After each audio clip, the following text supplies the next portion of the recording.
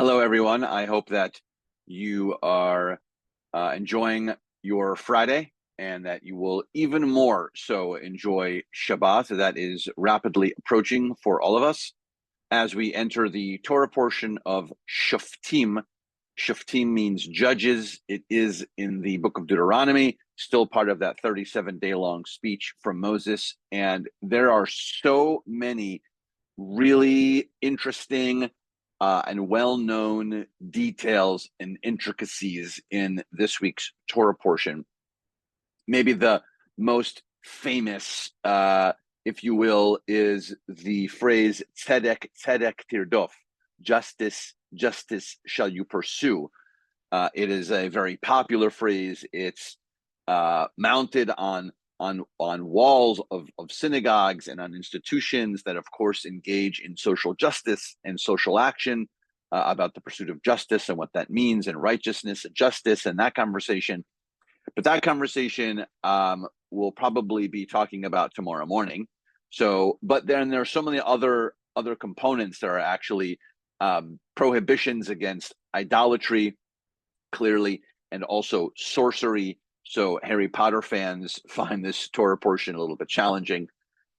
And so the image that I have here behind me, of course, is the balance of the justice so you pursue concept. And of course, there are hearts in each of the sides of the scale, because this is the challenge of all Jews to be able to balance all of these things, particularly because this Torah portion also talks about the rules surrounding war. And so I don't think I even have to further bring up the fact that the irony is that we are clearly in the middle of a war. We're 336 days where hostages are in the hands of Hamas. We had a terrible week watching the news, hearing about the 6 hostages that were brutally murdered by the hands of these Hamas monsters. And so it is a complicated Torah portion always, but particularly on the Shabbat. Mostly, I want to mention that within the rules of engagement for war, it's very interesting that the Torah gives us very specific outs, if you will, that you don't have to engage in a war if you're involved in 3 different possible things. One is that if you just built a home, the text says, you don't have to go to war. The concept is that you just spent time and money to build up this home, not just physically, but also, the concept of the community that comes together. And so if you just built a home, you actually don't have to go to war. That's one. 2 is that if you just got married, actually, you also don't have to go to war. Similarly to building your home physically, you're also now building your home as a new couple, as a new family. And so the first sort of out of not going to war is building a home. The second is getting married. The third, there's like, let's say there are 3.5-ish. The other component is which is similar to the other 2, building a home, planting a vineyard is similar. So planting a vineyard is the other one. So if you planted a vineyard, then it's also the concept that you're starting something and you want to be there to watch it grow.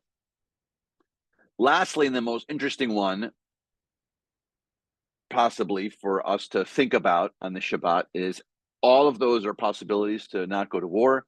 The last one is if you're afraid.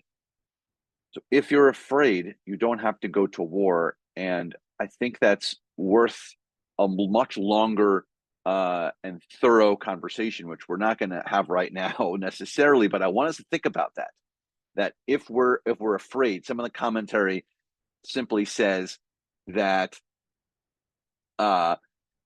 if you're afraid and you let on that you're afraid, that the people next to you who are fighting the war with you might also be afraid. And so we don't want an army that's in fear.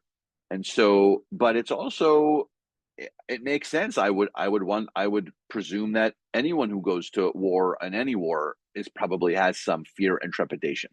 So just wanted you to think about the complexity of this week's Torah portion and how it looks at judging certain moments and certain things, and that's the job of the Jewish community, is to be able to balance these moments. So I invite all of us on this Shabbat to have as much clarity in our judgment as possible. Not just engagement of war, but judgment in what's going on around us in the world in general. None of us can be okay with school shootings that happen also this week. And so I invite all of us to put on these deep, thoughtful, balancing hats, if we will, as we enter this Shabbat, and think of what it means to have these scales, and if we can put hearts on them. There's a lot more to talk about. So we'll be talking a little bit more about the Torah portion tonight at 6:30 at our service, which is not that far away. And also, of course, tomorrow morning at 8:30 for our service and Torah discussion. So I hope that it is a balanced Shabbat for us all. And amidst all of these thoughts, our war, we hope to put as much shalom as we can into our Shabbat. See you soon.